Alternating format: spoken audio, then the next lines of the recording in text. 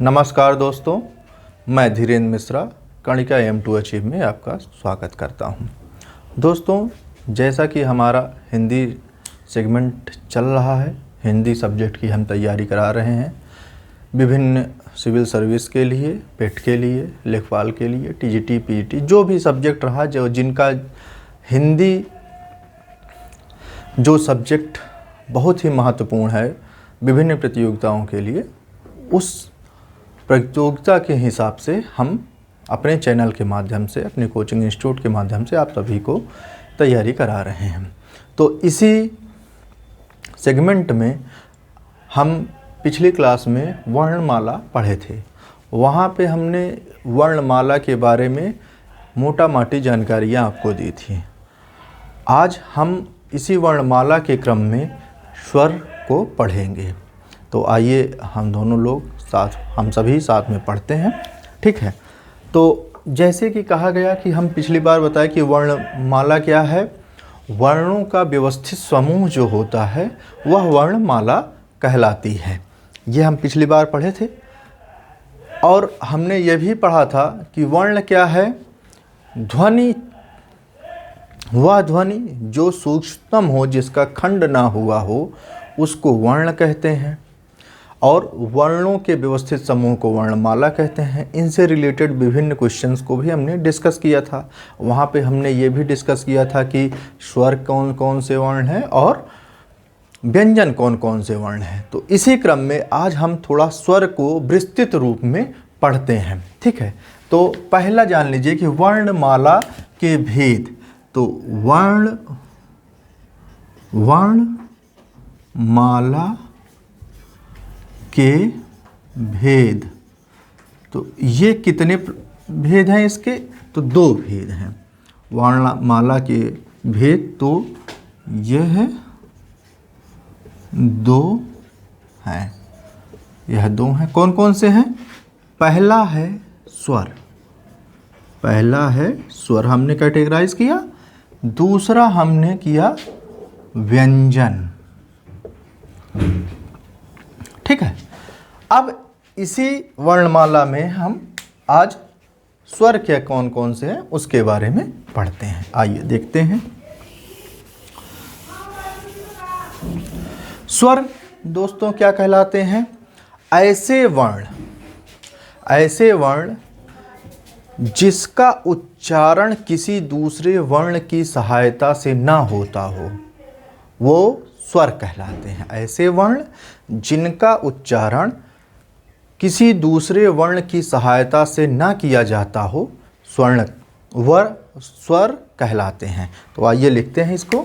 क्या है? ऐसे वर्ण जिनका उच्चारण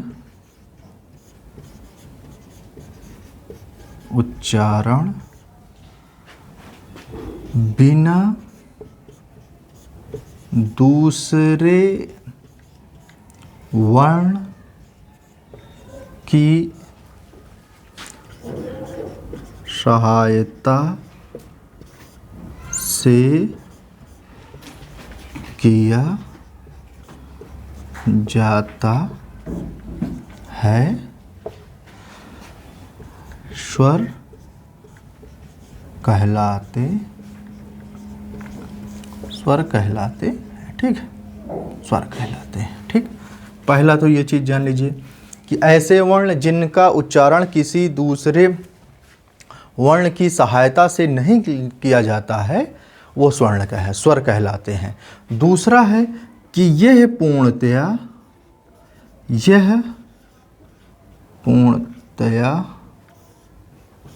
स्वतंत्र होते हैं। ये क्या है? पूर्णतया स्वतंत्र होते हैं। हिंदी वर्णमाला में स्वरों की संख्या कितनी रखी गई है? 11 रखी गई है। तो अगला पॉइंट नोट कर लेते हैं। हिंदी वर्णमाला में कुल स्वरों की संख्या 11 है। देखिए ये पॉइंट वाइज मेरा नोट कराने का तात्पर्य यही है कि कई बार एग्ज़ाम में तीनों चीज़ें पूछी गई हैं कि जैसे पूछ लिया गया है कि स्वर कौन से वर्ण होते हैं और ऑप्शन दे दिया गया दो वर्णों के संयुक्त रूप को स्वर कहते हैं, या हिंदी वर्णमाला के व्यवस्थित क्रम को स्वर कहते हैं, या कह दिया गया ऐसे वर्ण जिनका उच्चारण बिना दूसरे वर्ण की सहायता से किया जाता है वो स्वर कहलाते हैं, या इनमें से कोई नहीं। तो आप जब ये समझते रहेंगे तो ये दे देंगे। दूसरा कभी कभी क्वेश्चन पूछा है पूर्णतः स्वतंत्र, वे वर्ण जो पूर्णतः स्वतंत्र होते हैं कहलाते हैं, क्या कहलाते हैं? स्वर, व्यंजन, अयोगवाह, विसर्ग। तो आप एकदम समझ लीजिए, तुरंत आप जान रहे हैं कि वे वर्ण जो पूर्णतः स्वतंत्र होते हैं वो क्या कहलाते हैं? स्वर कहलाते हैं। ऐसे क्वेश्चन पूछे गए हैं विभिन्न प्रतियोगी परीक्षाओं में।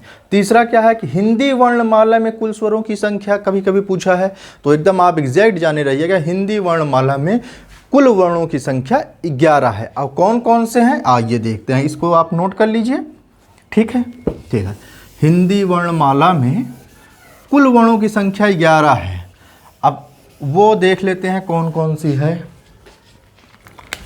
एक है, देखिए, आ, बड़ा आ, छोटी ई, बड़ी ई, छोटा ऊ, बड़ा ऊ,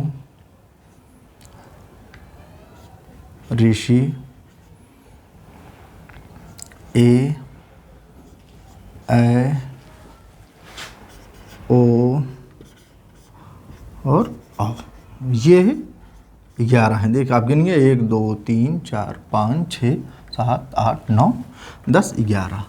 तो ये संख्या कितनी हो गई? 11। ठीक है। कई बार जब संस्कृत भाषा का शुरुआत हुआ था तो कई सारे जो अक्षर चिन्ह थे संस्कृत के जो थे उसको हिंदी में शुरू में ले लिया गया था। तो जैसे हिंदी वर्णमाला में स्वर जो संस्कृत से आए थे, एक स्वर आया था बड़ी री, दूसरा आया था ली, और ये आया था बड़ी ली। तो शुरुआत में इनको लिया गया वर्णमाला में, लेकिन जब हिंदी का स्टैंडर्डाइजेशन होने लगा, मानक हिंदी बनने लगी, तो देखा गया कि बड़ी री का प्रयोग हिंदी में नहीं होता है। ली और ली का प्रयोग भी हिंदी में सामान्यतः नहीं होता है, ना के बराबर होता है। कहीं कहीं पे एक आध बार कोई अक्षर आ गया, कोई शब्द आ गए हों, लेकिन इनका प्रयोग नहीं होता है। तो क्या किया गया, इन तीनों को हिंदी वर्णमाला से हटा दिया गया। इन तीनों को हिंदी वर्णमाला से हटा दिया गया। तो एग्जैक्टली हिंदी वर्णमाला की संख्या कितनी हो गई? अब हो गई 11। तो इसमें कोई कन्फ्यूजन नहीं है कि हिंदी वर्णमाला में कुल स्वरों की संख्या कितनी है। तो हिंदी वर्णमाला में कुल स्वरों की संख्या 11 है, और ये सारे हैं छोटा, बड़ा, ई, ऊ, री, ए, ओ और अ। ठीक है, ये एग्जैक्टली इतना है। अब हम इसका वर्गीकरण करते हैं। अब हम इसका वर्गीकरण करते हैं कि स्वरों का वर्गीकरण क्या है। वर्गीकरण का मतलब है कितने टाइप के स्वर वर्णमाला में उपलब्ध हैं, उनका जैसे कि कहाँ से उच्चारित हो रहे हैं, कितनी मात्राएं हैं, उसमें अलग अलग पेशी तनाव से जो उत्पन्न होते हैं, या मुख के किस भाग से जो वर्ण उत्पन्न हो रहे हैं, जो स्वर उत्पन्न हो रहे हैं, वो कहाँ कहाँ से उत्पन्न हो रहे हैं, उसके बारे में डिस्कस करते हैं। और अमूमन एग्ज़ाम में यह पोर्शन आता है। आइए देखते हैं स्वरों का वर्गीकरण। स्वर का वर्गीकरण, स्वर का वर्गीकरण हम देखते हैं। तो पहला वर्गीकरण हम देखेंगे, ये कई प्रकार के हैं। तो पहला जो होगा आप नोट करते चलिएगा, यही पहला हम देखेंगे बनावट के आधार पर। तो हम देखेंगे बनावट के आधार पर हिंदी के जो स्वर हैं वो दो प्रकार के हैं। तो बनावट के आधार पर यह दो प्रकार के हैं। कौन कौन से हैं? पहला है इसमें मूल स्वर। पहला क्या है? मूल स्वर है। दूसरा क्या है? संयुक्त स्वर। ठीक। पहला क्या? बनावट के आधार पर हिंदी वर्णमाला में स्वर दो तरीके के हैं। कौन कौन से हैं? मूल स्वर हैं और संयुक्त स्वर हैं। तो मूल स्वर को देख लेते हैं, ऐसे ही डायरेक्ट नीचे यहाँ पे आ देते हैं। मूल स्वर क्या कहलाते हैं? वे स्वर जो पूर्णतया स्वतंत्र हैं। वे स्वर जो पूर्णतया स्वतंत्र होते हैं मूल स्वर कहलाते हैं। ठीक है। वे स्वर जो, अब यहाँ पे स्टार डाल देते हैं, वे स्वर जो पूर्णतः स्वतंत्र होते हैं मूल स्वर कहलाते। ठीक है। अब ये कौन कौन से हैं? एक है छोटा आ, दूसरा है ई, तीसरा है ऊ और चौथा है री। ये जो चार स्वर हैं ये जो है मूल स्वर होंगे। क्योंकि अब जैसे देखिएगा कि बड़ा, जैसे हम लिख दिए बड़ा आ, तो बड़ा एक्चुअली क्या है? दो छोटे आ को मिला के बनता है। इसको हम ऐसे लिख सकते हैं आ प्लस आ।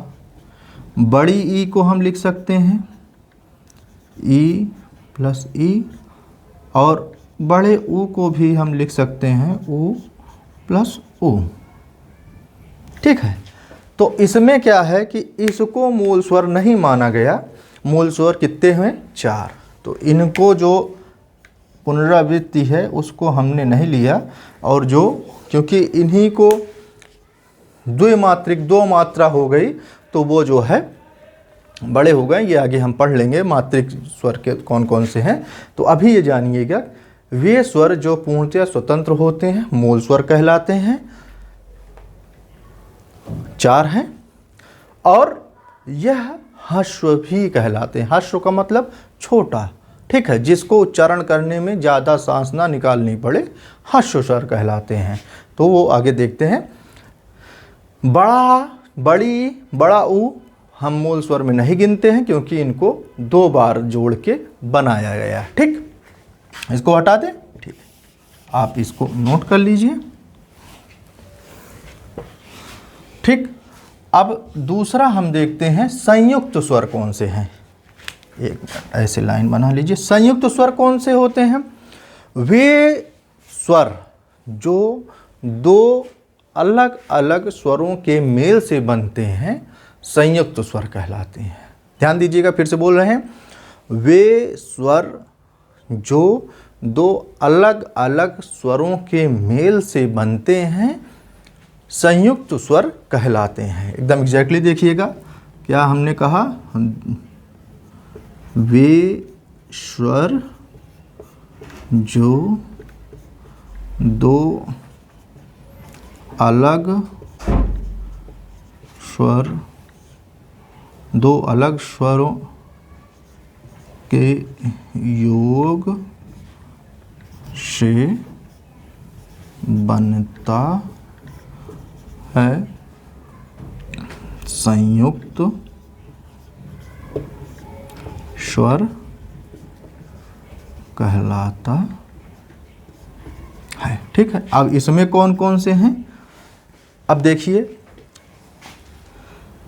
आ और ई को जब हम मिलाते हैं तो एक स्वर बनता है ए।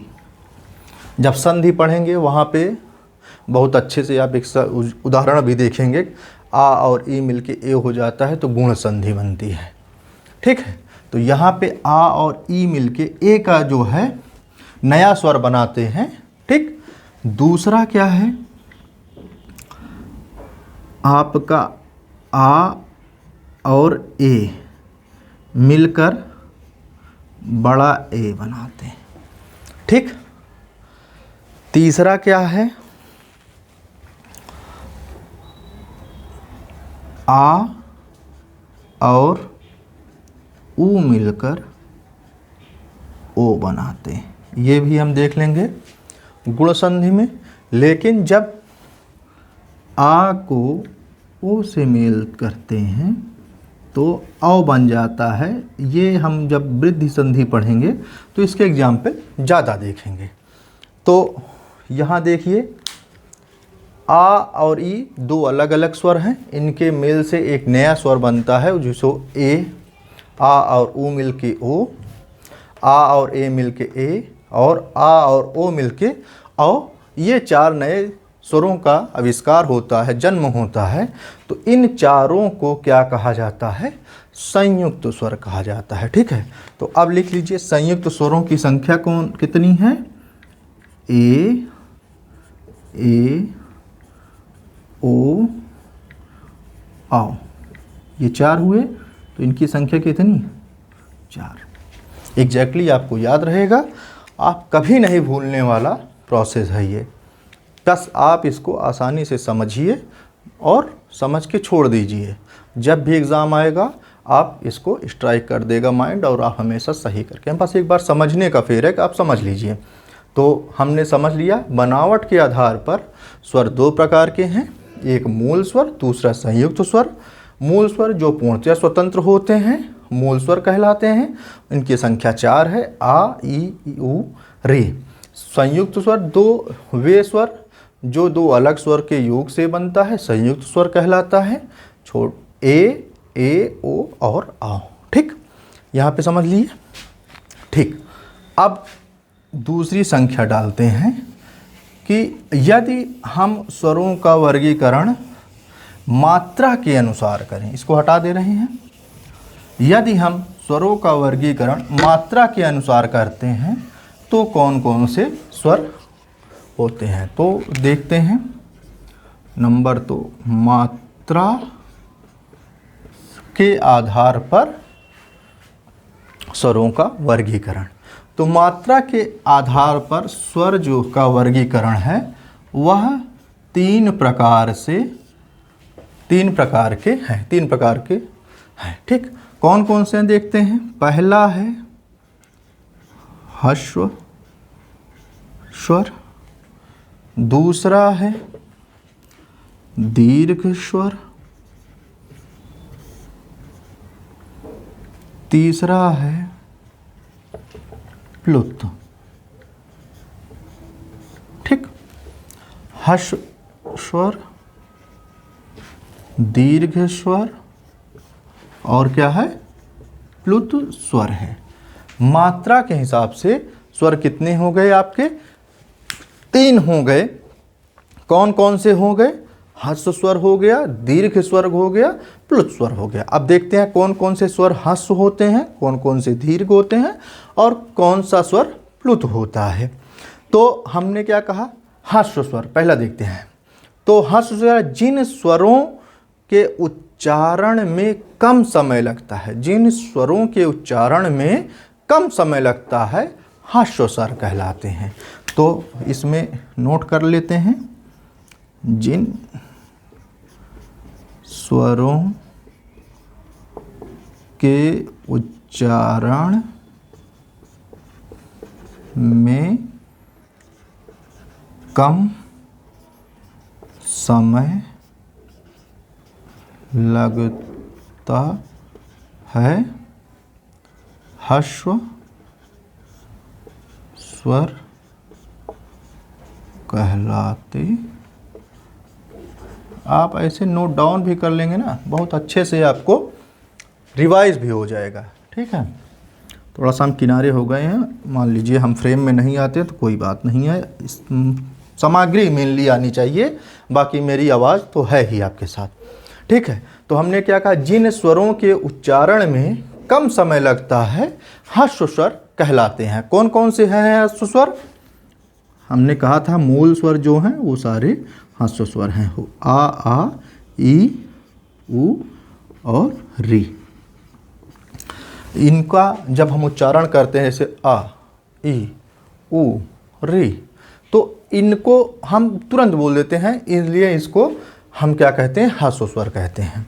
इनकी संख्या कितनी है आपकी? ह्रस्व स्वरों की संख्या 4 है। इन्हीं को मूल स्वर भी कहते हैं और इसी को एक मात्रिक, इसे एक मात्रिक स्वर भी कहते हैं। क्या कहेंगे? इसको हम एक मात्रिक स्वर भी कहते हैं। ठीक है, दूसरा आता है कि दीर्घ स्वर क्या है। तो दीर्घ स्वर क्या है, एकदम आसानी से समझिए कि वे स्वर जिनका उच्चारण में थोड़ा ह्रस्व स्वर से दुगना समय लगे, वे स्वर जिनका उच्चारण करते समय ह्रस्व स्वर से दुगना समय लगे, दीर्घ स्वर कहलाते हैं। और जब दुगना समय लग रहा है तो एक कम समय लग रहा है तो एक मात्रिक है, तो जब 2 गुना समय लग रहा है तो क्या कहलाएंगे? द्विमात्रिक स्वर कहलाएंगे। आइए अब इनको देखते हैं। इसकी परिभाषा क्या है? वे स्वर जिनका उच्चारण करते समय ह्रस्व स्वर से दुगना, ह्रस्व स्वर से दुगना समय लगता है, दीर्घ स्वर कहलाते हैं। ठीक, वे स्वर जिनका उच्चारण करते समय ह्रस्व स्वर से दुगना समय लगता है, दीर्घ स्वर कहलाते हैं। आइए देख लेते हैं कौन कौन से हैं। पहला है आ, ह्रस्व है तो बड़ा आ 2 टाइम लगा,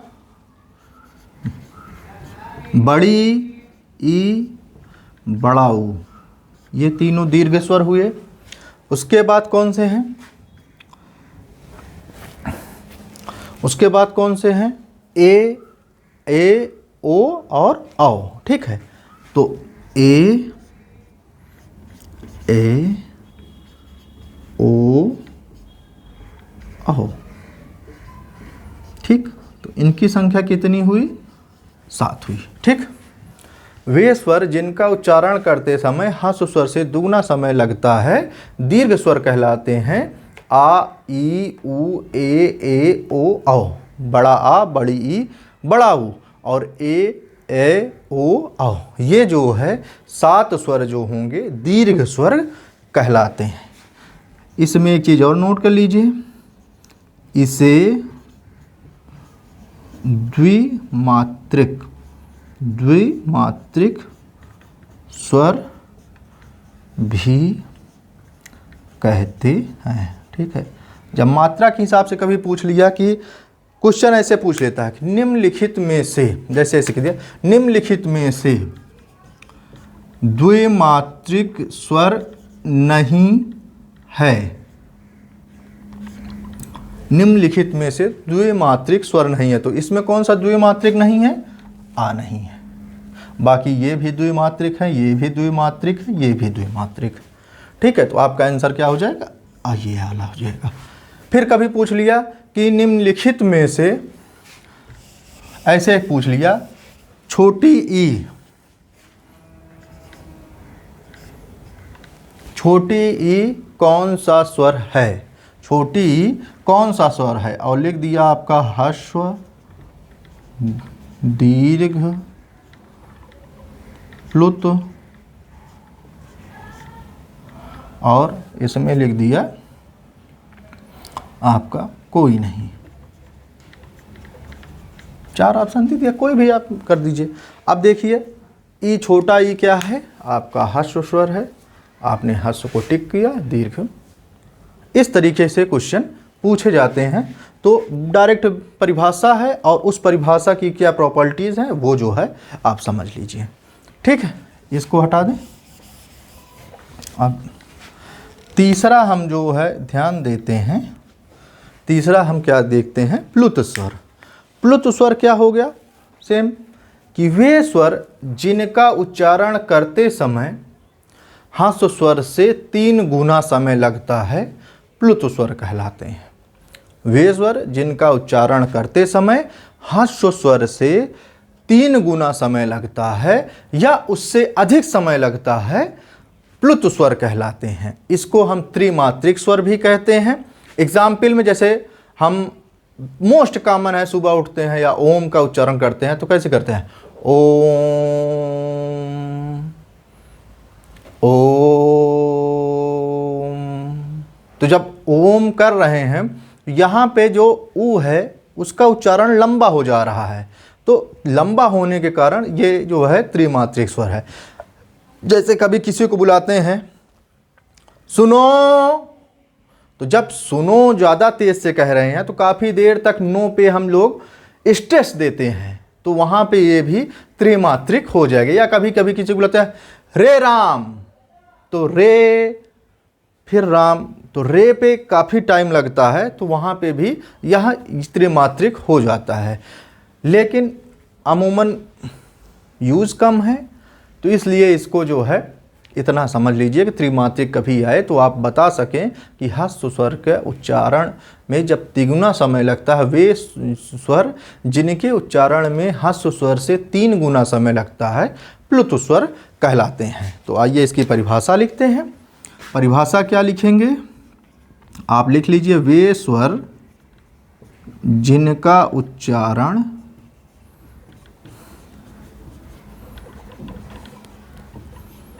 करते समय ह्रस्व स्वर से 3 गुना ज़्यादा समय लगता है, प्लुत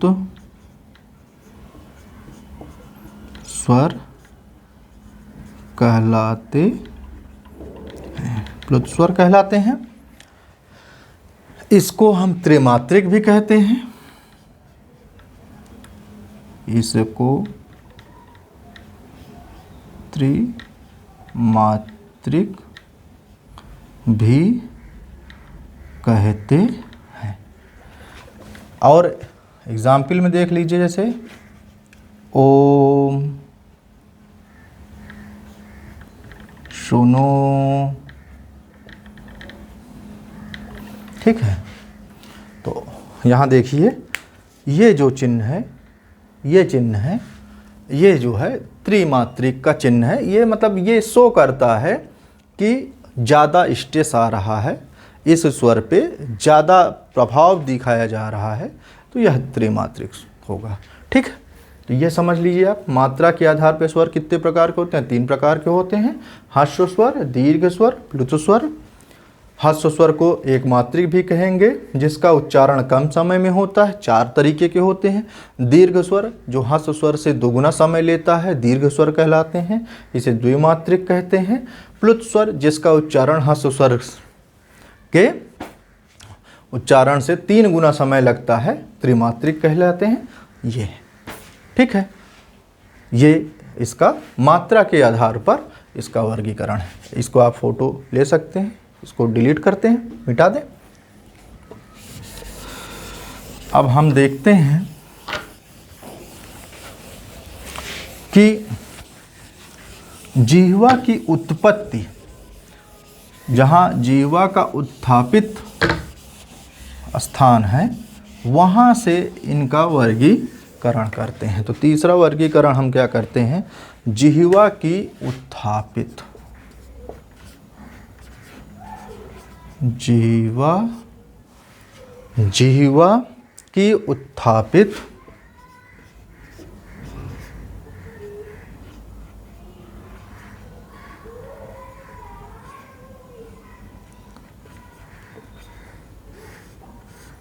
जिह्वा की उत्थापित भाग के आधार पर, उत्थापित भाग के आधार पर इसका वर्गीकरण करते हैं। तो जिह्वा के उत्थापित भाग के आधार पर स्वर हमारे कितने प्रकार के होंगे, 4 प्रकार के, 3 प्रकार, सॉरी, उत्थापित भाग के आधार पर ये कितने प्रकार के होंगे, ये 3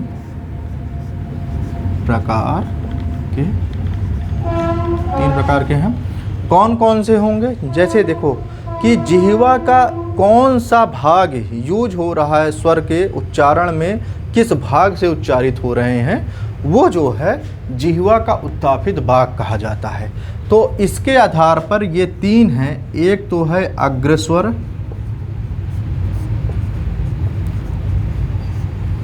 दूसरा है केंद्रीय स्वर, तीसरा है पश्च स्वर। एक एक देख लेते हैं इसका एग्जाम्पल कि कौन कौन से हैं। अग्रस्वर का मतलब हुआ कि जो जिह्वा के आगे के भाग से बोला जाए, तो वो कौन कौन से हैं, अग्रस्वर में आते हैं छोटा ई, बड़ा ई, ए और ए। ये 4 स्वर हैं जिनको हम जब जिह्वा जैसे बोलते हैं ना, ई, ए, तो जिह्वा का अगला हुआ आगे का भाग है जहाँ से उत्थापित होता है, तो ये कौन कौन से स्वर कहलाएंगे, ई, ए। केंद्रीय भाग से कहलाएगा, तो केंद्रीय भाग से जो है जो स्वर उत्पन्न होता है वह होता है आ। कौन सा होता है, आ। तीसरा है पश्च स्वर। पश्च स्वर मतलब कि जो जिह्वा के पिछले हुए भाग से उत्पन्न होता है, पिछले हुए भाग से उत्थापित होता है, वह हमारा जो है पश्च स्वर कहलाता है। तो उसमें क्या है, आ, बड़ा आ, ऊ, ओ, आओ। तो ये जो है हमारे 5 जो है आ जाते हैं, बड़ा आ, ऊ, ओ और आओ। ये जो हैं हमारे पश्च स्वर कहलाते हैं। अब एग्ज़ाम में इससे डायरेक्ट क्वेश्चन पूछा गया है कि निम्नलिखित में से कौन सा केंद्रीय स्वर है। अब केंद्रीय स्वर पूछ लिया कि इनमें से कौन सा केंद्रीय स्वर है, और आपको ये 4 ऑप्शन चूज़ करने के लिए कह दिया। तो केंद्रीय स्वर आप जान रहे हैं छोटा आ है, तो ये जो है आपका सही आंसर ये हो जाएगा। या कभी पूछ लिया निम्नलिखित में से अग्रस्वर कौन सा है, तो अग्रस्वर पूछ लिया तो कौन सा है, ई है, तो ये हो जाएगा। अगर ये पूछ लिया कि निम्नलिखित में से पश्च स्वर कौन सा है, तो अब पश्च स्वर बता दीजिए। ये केंद्रीय स्वर है, ये अग्रस्वर है, ये अग्रस्वर है, ये कौन सा होगा, पश्च स्वर होगा। तो इस तरीके से क्वेश्चन पूछे जाते हैं, जो आप याद रखिएगा बस, ठीक है। तो जिह्वा के उत्थापित भाग के आधार पर जो स्वर का वर्गीकरण हुआ है वो 3 प्रकार के होते हैं। एक अग्रस्वर होता है जिसमें छोटी ई, बड़ी ई, ए और ए आते हैं। केंद्रीय स्वर होता है जिसमें छोटा आ आता है। पश्च स्वर होता है जिसमें बड़ा आ, छोटा ऊ, बड़ा ऊ, ओ, औ, ये 5 स्वर आते हैं। ठीक, इतना समझ लीजिए, इसको हटा दें। अब हम अगला वर्गीकरण देखते हैं कि जिह्वा का जो है ऊंचाई के आधार पर, जिह्वा जब हम स्वर का वर्गीकरण करते हैं तो जिह्वा हमारी कितनी ऊंचाई पर उठती है, जिह्वा की ऊंचाई, जिह्वा की ऊंचाई के आधार पर, तो जिह्वा की ऊंचाई के आधार पर हमारे जो स्वर होंगे उनकी संख्या 4 होगी। कौन कौन सी होगी? 4 होगी। तो ये 4 प्रकार के जिह्वा की ऊंचाई के आधार पर हमारे जो स्वरों की संख्या होगी 4 होगी। कौन कौन सी होती है देख लेते हैं। पहला है विवृत्त। क्या है? विवृत्त। विवृत्त क्या हुआ? दूसरा है, पहला है विवृत्त, दूसरा है अर्धवृत्त। अर्धविवृत्त, अर्धविवृत्त। तीसरा है संवृत्त। संवृत्त क्या है? संवृत्त है। और चौथा है अर्धसंवृत्त। क्या है? अर्धसंवृत्त। देखिए, विवृत्त का मतलब होता है खुला हुआ, संवृत्त का मतलब होता है बंद। तो किस स्वर का उच्चारण ऊंचाई के आधार पे जब हम करते हैं कि स्वर का कितना, जिह्वा का भाग कितना खुला हुआ है और कितना बंद हुआ है। तो जैसे विवृत्त जो स्वर होंगे उसमें आएगा छोटा आ और बड़ा आ। ये जो है कितना हमारा जिह्वा की किस ऊंचाई पे है, तो विवृत्त होगा, खुला हुआ है, तो आ। देखो हम जब बोलेंगे आ तो ये क्या होगा? विवृत्त होगा। अब अर्धवृत्त में कौन से आएंगे? देखो फिर इसमें मुंह खुला रहेगा, जिह्वा की ऊंचाई पे थोड़ा सा स्ट्रेस आएगा, तो ए ओ, तो ये हमारे कौन से होंगे? अर्धवृत्त में ए और औ जो है हमारा अर्धविवृत्त होगा। ठीक। अब संवृत्त कौन सा होगा? जिसको बोलते समय मुंह बंद हो जाए, जैसे देखिए ई ए ना, तो संवृत्त कौन से होंगे? ई उ तो ये कौन से होंगे? संवृत्त होंगे, क्योंकि जब इनका उच्चारण कर रहे हैं तो जिह्वा का आगे वाला भाग है उस पर स्ट्रेस पड़ रहा है, मुंह बंद हो रहा है, तो ये क्या कहलाएंगे? संवृत्त कहलाएंगे। तो संवृत्त स्वर कौन कौन से हैं? छोटा ई, बड़ा ई, छोटा ऊ और बड़ा ऊ। अब अर्ध संवृत्त का मतलब कि बंद तो होता है मुंह लेकिन उतना नहीं होता है, तो वो क्या कहलाएंगे? ए ओ। तो इसको हम नोट कर लेते हैं, ए और ओ। ठीक। क्वेश्चन कभी कभी पूछ लिया कि निम्नलिखित में से विवृत्त स्वर कौन सा है? विवृत्त स्वर कौन सा है? तो हम जान रहे हैं विवृत्त स्वर कौन से होंगे? आ और आ होंगे, तो ये विवृत्त स्वर हो गया।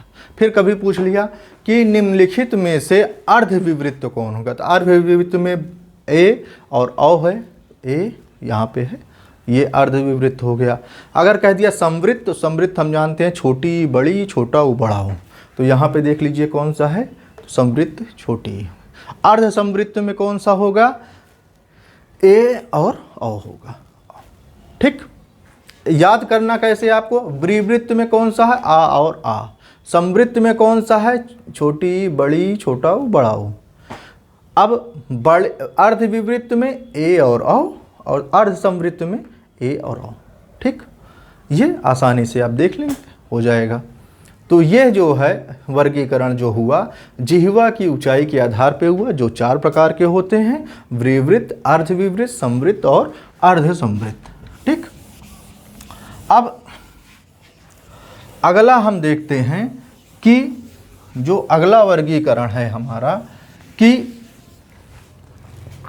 ओंठों की स्थिति क्या है? ओंठों की स्थिति क्या है? तो अगला स्वर हम देखेंगे ओष्ठों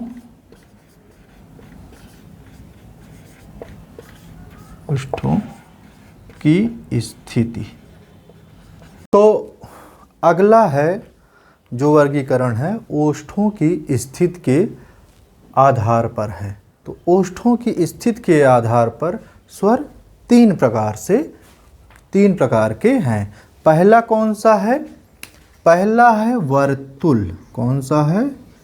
वर्तुल, याद रखिएगा। दूसरा कौन सा है? अर्धवर्तुल। अर्धवर्तुल। और तीसरा है आवर्तुल। आवर्तुल। ठीक इसी को हम क्या कह जाते हैं? प्रसीत। प्रसीत। प्रसीत का मतलब है सहजता से। ठीक, कहने का तात्पर्य है कि जब ओंठों के स्थिति कौन सा स्वर, जब हम कोई स्वर बोलते हैं तो उस समय हमारे ओंठों की स्थिति क्या होती है, उस हिसाब से जो स्वर होते हैं वो तीन प्रकार के होते हैं। तो वर्तुल का क्या मतलब है कि जब ओंठों का घुमाव हो, ओंठों पे स्थिर जो है तनाव आए, तो वह वर्तुल कहलाता है। तो जैसे हम उच्चारण करते हैं, जैसे उ ओ आओ, उ ओ आओ, तो यहाँ पे हमारा ओंठ क्या हो रहा है? बेंड हो रहा है। तो ये क्या हो जाएगा? वर्तुल हो जाएगा। कौन कौन से हो जाएंगे? वर्तुल हो, छोटा ऊ, बड़ा ऊ, ओ और औ हमारा वर्तुल हो जाएगा। ठीक है। दूसरा है अर्धवर्तुल।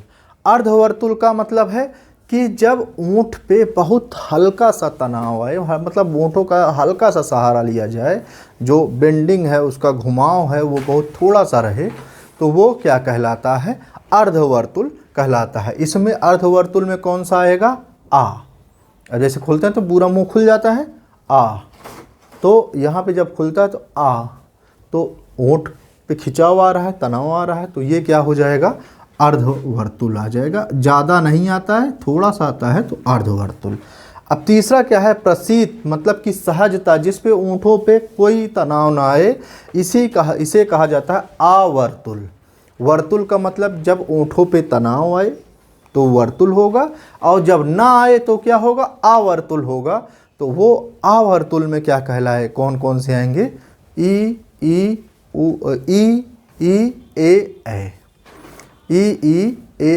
तो इसमें देखते हैं कि ओंठों पे हमारा ओंठ का काम नहीं है, ये स्वर उच्चारण करते समय ओंठ नहीं आता है, तो इसको हम जो है आवर्तुल कहेंगे। तो इसमें कौन सा है? ई, बड़ी ई, ए और ए। तो ये चार जो है स्वर हैं हमारे आवर्तुल में। समझ गए आप? और ओंठों की स्थिति के आधार पर हमारे स्वर तीन प्रकार के होंगे: वर्तुल, आवर्तुल और अर्धवर्तुल। एग्जाम में ऐसे पूछ लिया गया है कि निम्नलिखित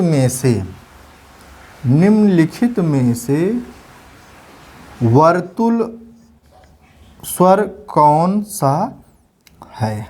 निम्नलिखित में से वर्तुल स्वर कौन सा है? तो वर्तुल कौन सा होगा? हमने कहा कि जिस पे जो है ओंठों की जो है बोलते हैं तो ओंठ पे तनाव आए, ओंठ घुमाव हो, तो वो घुमाव किस में होगा? ऊ में होगा। तो ये देखिए, आ नहीं, ये अर्धवर्तुल है। ऊ, इसमें ओंठ पे घुमाव आ रहा है, ये वर्तुल है। ई, यहाँ पे ओंठों पे कोई घुमाव नहीं आ रहा है, कोई प्रेशर नहीं आ रहा, कोई तनाव नहीं आ रहा है, तो ये आवर्तुल है। का तो व्यंजन है, तो इस पे हमें ध्यान नहीं देना है। तो ऐसे पूछ लिया, कभी पूछ लिया कि वर्तुल कौन सा है, कभी पूछ लिया आवर्तुल कौन सा है, और कभी पूछ लिया अर्धवर्तुल कौन से स्वर हैं। ठीक है। और एग्जाम में ऐसे ही डायरेक्ट क्वेश्चन पूछते हैं, ये आपको ध्यान रहना चाहिए। ठीक। अगला जो हमारा वर्गीकरण है वह है जिह्वा की पेशीय तनाव के आधार पर। जिह्वा के पेशीय तनाव के आधार पर। तो जिह्वा के पेशीय तनाव के आधार पर हम जब देखते हैं तो हमारा स्वर दो प्रकार से इसको विभाजित किया गया है। जिह्वा के पेशीय तनाव के आधार पर देखते हैं तो यह दो प्रकार के हैं। कौन कौन से दो प्रकार हैं? पहला है शिथिल। शिथिल मतलब जब जिह्वा के पेशीय जो पेशियां हैं उस पे कोई तनाव ना हो। दूसरा क्या है कि जब जिह्वा के जो पेशीय तनाव है उस पे स्ट्रेस आए, यानी कि जिह्वा का जो मसल्स है जिस पे मसल्स पे कोई प्रभाव ना पड़े, कोई जो है तनाव ना आए, तो वह जो है शिथिल होगा। और जब प्रभाव पड़ता है, तनाव आता है, तो वो कठोर होता है। तो अब जैसे उच्चारण करते हैं आ ई उ, तो छोटा आ, छोटी ई, बड़ा उ, छोटा उ, ये क्या होगा? शिथिल वर्ण होंगे, शिथिल वर्ण होंगे। और बड़ा आ, बड़ी ई, बड़ा उ क्या होगा? हमारा कठोर होंगे। कौन सा होंगे? कठोर होंगे। ये याद रखिएगा, सरल है कि जिह्वा के पेशी तनाव के आधार पर हमारा जो स्वर है दो भागों में बांटा गया है। एक शिथिल है, दूसरा कठोर है। शिथिल का मतलब जब मसल्स पे, जिह्वा के मसल्स पे कोई तनाव ना पड़े, आसानी से आप बोल दें, जैसे आ ई। और जब कठोर है तो बड़ा, बड़ी, बड़ा। ठीक। अगला जो वर्गीकरण है जो सबसे ज़्यादा इम्पॉर्टेंट है और अधिकतर यहाँ से क्वेश्चन पूछे जाते हैं, वह है उच्चारण के स्थान के आधार पर स्वरों का वर्गीकरण। सबसे अंतिम है, इसको देखिएगा, जो भी नंबर हो आप देख लीजिएगा, 6 है। उच्चारण के स्थान के आधार पर स्वरों का वर्गीकरण। तो उच्चारण के स्थान पर स्वरों का वर्गीकरण किया गया तो यह 8 भागों में विभाजित हुआ। एक एक हम नोट भी करते चलते हैं और बताते भी चलते हैं कि कहाँ से हुआ। पहले कंठ। क्या हुआ? कंठ। कंठ का मतलब है कंठ से जो स्वर निकल रहे हैं तो उसको क्या कहा गया? कंठ। कंठ। ठीक है। कंठ से कौन कौन से स्वर निकल रहे हैं? आ, आहा, आ, आहा। इसमें क्या है, जो श्वास निकल रही है डायरेक्ट कंठ से डायरेक्ट मुंह के बाहर आ जा रही है। अन्य जगह जिह्वा भी ज़्यादा तनाव नहीं आ रहा है, आसानी से निकला जाए। थोड़ा बहुत तनाव आ रहा है तो जो बड़ा आ कहने पे आ रहा है, बाकी जो है कंठ से डायरेक्ट आवाज़ आ जाती है। तो इसको कहा गया कंठ। कंठ स्वर तो कौन कौन से हुए? आ, बड़ा आ और आहा जो है ये हमारा कंठ है। दूसरा क्या हुआ? तालव्य। तालव्य क्या होता है? तालव्य पहले आप जान लीजिए, तालव्य अधिकतर लोग नहीं जानते हैं। तालव्य होता है मुख का जो ऊपरी भाग है, ये ऊपरी वाला भाग जो है तालु कहलाता है। तो जब हमारी जिह्वा ऊपर के भाग को टच करती है तो जो वर्ण निकलते हैं जब उनको बोलते हैं और जिह्वा उस स्थान को टच करती है, जैसे मान लीजिए हमने बोला ई, तो हमारा जो जीभ है ऊपरी जो है छत पे टच करता है तो उसको क्या कहा जाता है? तालव्य। तो तालव्य जो है ये क्या है? ई और ई जो हमारे दो स्वर हैं ये तालव्य हैं।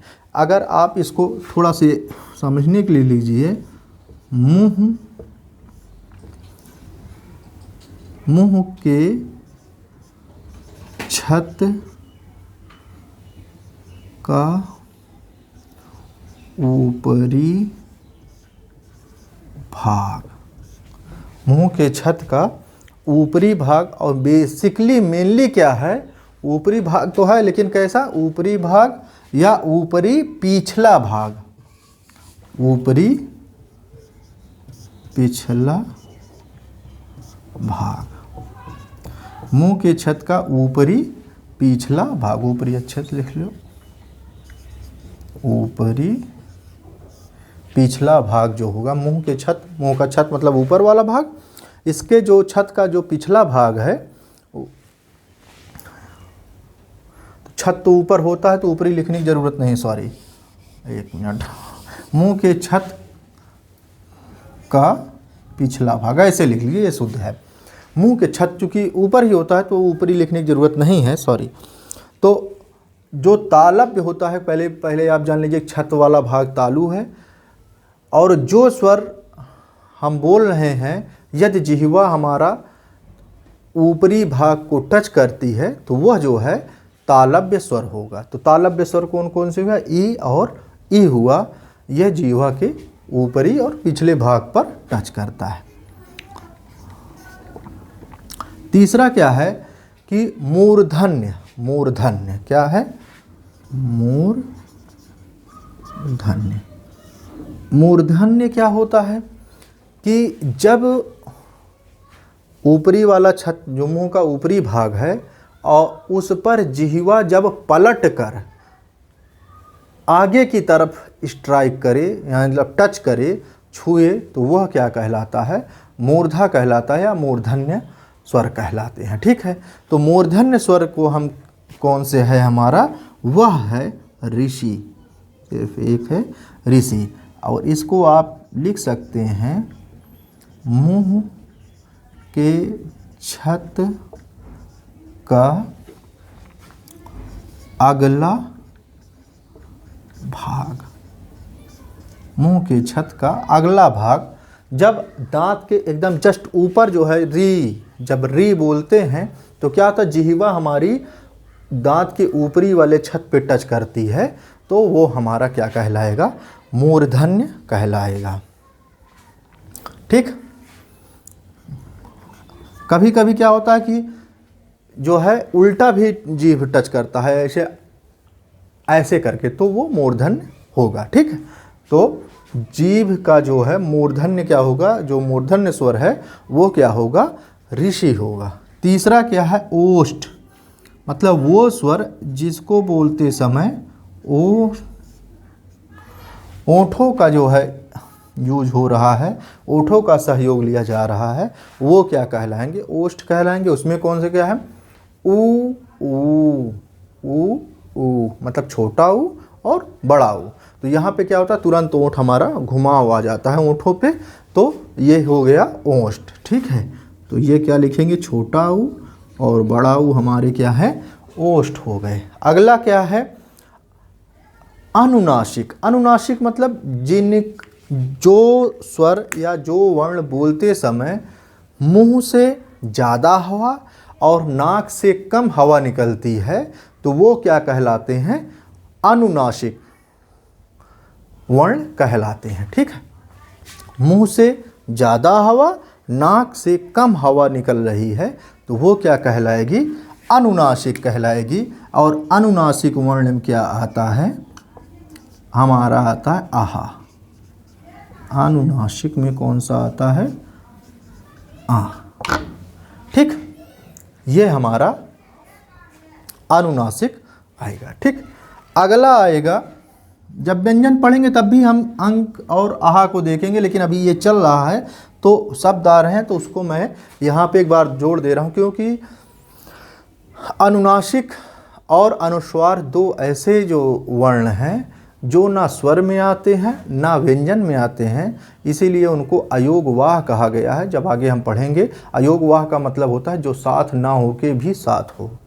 ठीक है, तो वो जब हम व्यंजन पढ़ेंगे तो फिर उसमें अच्छे से और डिस्कस कर लेंगे। ठीक, अगला है हमारा कंठ तालव्य। कंठ तालव्य का मतलब हुआ जो कंठ और तालवे, तलवे दोनों, मतलब कंठ और मुंह के ऊपरी भाग से छूते हुए हवा बाहर निकलती है, वो कंठ तालव्य स्वर कहलाते हैं। कंठ, कंठस्य तालव्य, कंठ, कंठ तालव्य। कंठ तालव्य में कौन से हुए, ए। तो कौन कौन से हुए, ए और ए। अंतिम कौन सा है हमारा कंठोष्ठ, मतलब ऐसा वर्ण जिसको बोलते समय कंठ के साथ साथ ओंठ से भी सांस छूती हुई निकले, तो वो क्या कहलाता है, कंठ ओष्ठ कहलाता है। कंठ ओष्ठ, कंठ